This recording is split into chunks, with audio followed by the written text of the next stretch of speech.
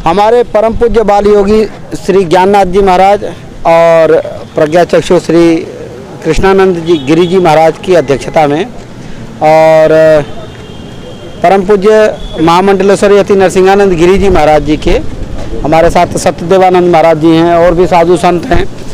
हम लोग एक ऐसा संकल्प लेके जा रहे हैं स्वामी जी के साथ कि चल कर के गांधी से ही पूछें कि गांधी और कितना पिटवाओगे। तुम तो सत्य अहिंसा के ऐसे पुजारी बन गए कि तुम्हें यहाँ सत्य बोलने पर भी जेल डाला जाता है। अहिंसा के नाम पर हमारे साथ केवल हिंसा ही हिंसा हो रही है। तो गांधी से पूछने जा रहे हैं, गांधी की समाधि पे जा रहे हैं, वहीं बैठेंगे, गांधी से पूछेंगे। कोई तो गांधीवादी आकर के उत्तर देगा, क्योंकि गांधी का नाम लेने पर भी जेल में डाला जाता है। गांधी ने कौन सा सत्य बोला जिसके कारण वो सत्यवादी बन गया? गांधी ने ऐसा क्या काम किया जिसके कारण वो दूसरे को पिटवा रहा है? एक गाल पे थप्पड़ मारो, दूसरे पे। हमने तो गांधी को कभी थप्पड़ मार के दूसरा गाल करते देखा नहीं, ना सुना।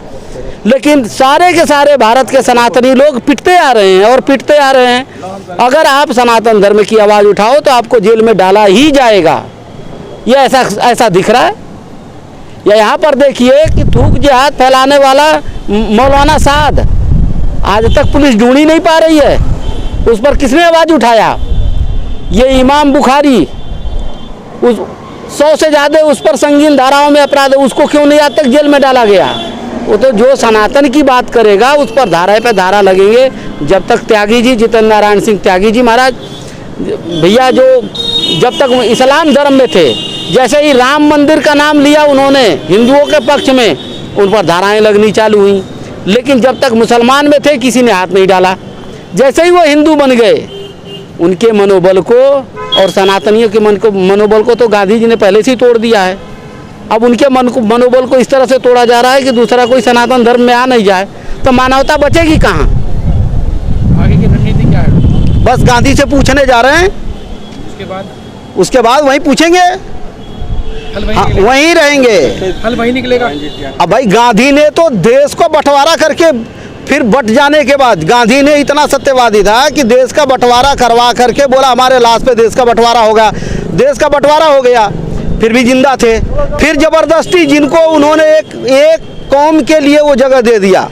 भारत के 2 टुकड़े हुए पड़े हैं, बांग्लादेश और पाकिस्तान। गांधी जी की तो देन है। और गांधी जी उस जबरदस्ती पैसा भी दिलवाए। गांधी जी के प्रोटेस्ट में इतनी ताकत थी कि पटेल जी को प्रधानमंत्री नहीं बनने दिए। गांधी जी के प्रोटेस्ट में इतनी ताकत थी कि देश की आज़ादी के लिए जो लोग लड़ रहे थे, आतंकवादी घोषित करके फांसी लगवा दिए। उनके प्रोटेस्ट में बहुत ताकत है, उनसे हम ताकत ही तो लेने जा रहे हैं कि गांधी जी एक ताकत हमें भी दे दो कि हम सनातनियों को बचा लें। आपके हिसाब से कि हल वहीं निकलेगा? हाँ, तो हल भाई जो ज़्यादा ताकतवर होता है, जिसके पास पैसा रहेगा उसी से तो पैसा मांगेंगे, जिसके पास बहुत शक्ति है उसी से तो मांगेंगे। गांधी हर नोट पर छपा डोल रहा है। मर जाने के बाद भी भारत माता का बलात्कार कर दिया उसने, राष्ट्रपिता बन करके मरने के बाद।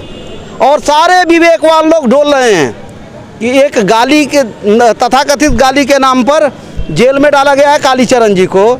जब गांधी जी ये कहते थे कि एक थप्पड़ मारो, दूसरा गाल आगे कर दो, गांधी जी को एक ने गाली दे दिया, इतनी नहीं सहन हुई, जबरदस्ती जेल में डाला गया।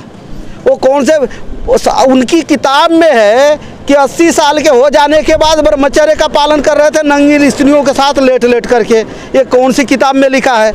लेकिन वो तो महात्मा भी बन गए, सत्यवादी भी बन गए, ताकतवर भी बन गए, सब कुछ वही बन गए हैं। तो हम तो उन्हीं से पूछने जा रहे हैं कि भैया अब हमको भी तो कुछ ताकत दे दो जिससे सनातन बच जाए, विश्व में मानवता बच जाए। क्योंकि हिंदू तो किसी की हत्या कर नहीं सकता। हम लोगों को रोकने का प्रयास हो रहा है, किसी के हाथ में कोई हथियार दिख रहा है, लूले लंगड़े लोग जा रहे हैं। ये कह सकते हैं कि शंकर भगवान की बारात जा रही है, और बारात भी इतनी है कि गिनती से हम लोगों ने जो हमसे जुड़ना चाहते हैं हाथ जोड़ देते हैं, भैया हम इतने ही जाएं। लेकिन हमें पता है कि फिर भी हमें कुचला जाएगा, क्योंकि ये गांधी ने हिंदुओं के लिए देश बनाया ही नहीं, हिंदुओं को ख़त्म करने के लिए इसका विभाजन किया और फिर ख़त्म हो रहे हैं। पद यात्रा में कोई परेशानी का सामना हुआ? अभी तक तो नहीं हुआ, लेकिन जो बातें हो रही हैं, हम लोगों को धमकियाँ मिल रही हैं।